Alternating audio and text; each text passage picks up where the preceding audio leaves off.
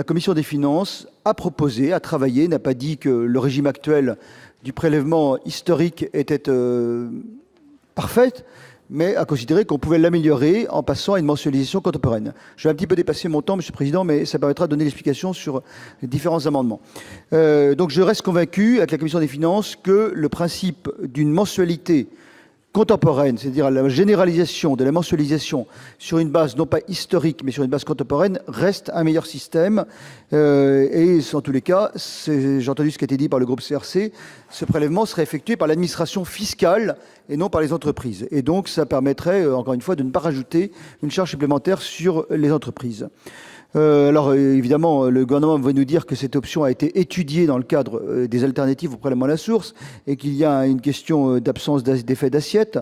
Mais je considère et je persiste que ce système, encore une fois, reste plus avantageux pour les contribuables, plus avantageux pour les entreprises, et notamment en cas de baisse de revenus. Et je vous rappelle que l'analyse qui avait été faite reste la même. Le système du gouvernement n'est pas exempt de démarches. C'est pas parce qu'on a un prélèvement à la source que les contribuables ne doivent pas faire de déclaration l'année suivante et ne doivent pas effectuer de démarches, par exemple, s'ils veulent opter pour des taux individualisés ou s'ils doivent encore déclarer des changements de situation familiale. Donc voilà, il y a une alternative au prélèvement à la source.